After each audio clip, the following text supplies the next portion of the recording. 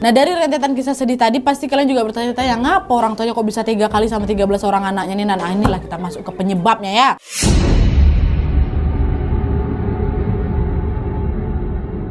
Nah, jadi setelah diusut punya usut, ternyata penyebabnya ini dapat dirunut dari masa lalunya sang ibu, si Louis. Karena menurut pengakuan adik Louis yang bernama Elizabeth, dia ini mengaku bahwa dirinya, si Elizabeth, Louis, serta seorang sepupu perempuan yang bernama Patricia kerap mengalami penyiksaan seksual semenjak kecil. Sama siapa? Sama kakek mereka sendiri. Dan yang lebih bejatnya lagi, ternyata ini semua terjadi atas seizin ibu mereka yang bernama Phyllis. Dimana si Phyllis ini ternyata tega menjual kegadisan mereka ini pada sang kakek dengan membiarkannya memperkaos mereka dengan imbalan apa? Fulus. Nah, perbuatan sang ibu yang sangat menjijikan ini pun mungkin terpatri itu di benaknya si Louis dan menjadi semacam teladan buruk gitu loh, sehingga dia ini tidak memiliki rasa keibuan yang mengayomi. Dan yang lebih naasnya lagi, semenjak pengalaman traumatis itu, Louis ini menjadi terobsesi dengan ilmu hitam seperti ilmu sihir, ritual pengikut setan, hingga memainkan papan Ouija untuk memanggil arwah. Nah, inilah yang menunjukkan kerusakan yang dialami jiwa Louis sudah sedemikian parah, makanya dia tega gitu-gituin anaknya. Atau si David kenapa, Nat? Kok dia ngikutin aja bininya gituin anaknya, padahal dia kan bisa dibilang orang yang sangat berpendidikan kan, karir juga cemerlang, masa dia tega sih gitu-gituin anaknya? Macam mana, Dia pun udah macam didoktrin kali sama si Louis tuh ya.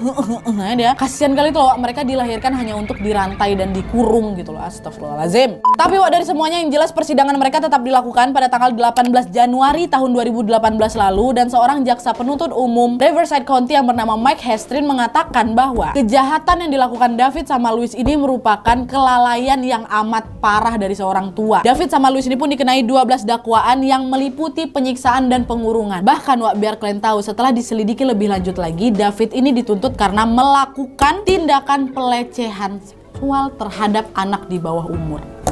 Tahu nggak kalian? Jadi nggak cuma dikurung, nggak cuma disiksa, anak-anak Turpin ini juga mengalami pelecehan orang tuanya. Tapi waktu dikasih tuntutan kayak gitu, David sama Louis menyangka kalau mereka ini sudah melakukan penyiksaan terhadap anak-anak mereka. Disangkalnya masih nggak ngaku, udah nampak kayak gitu semua masih nggak ngaku. Dan pada saat itu pengacaranya si David Turpin yang bernama David Mesher, dia ini kekeh juga kalau kliennya yang nggak bersalah. Ayahnya David yang bernama James Turpin pun merasa juga tidak percaya atas laporan penyiksaan yang dilakukan oleh anaknya terhadap cucu-cucunya. Karena menurut James, anak aku ini anak baik-baik kok, dia pintar, dia akademis, berprestasi lagi dia. Foto keluarganya pun nampak kompak-kompak aja kok, katanya. Aduh bapak, dangkal kali bapak mikir kayak gitu. Nah, sementara dari pihaknya Louis, yaitu adiknya yang bernama Teresa, dia tidak pernah menyangka akan kelakuan kakaknya ini. Teresa mengira kalau kakaknya ini memiliki kehidupan yang sempurna, menikah dengan lelaki yang dia cintai, berkecukupan, sejahtera gitu kan. Orang laki yang kerja di perusahaan bergengsi kok bisa bawa anak-anaknya sama keluarga jalan ke Las Vegas. Berarti kan finansialnya stabil gitu kan. Itulah terkejut si Teresa.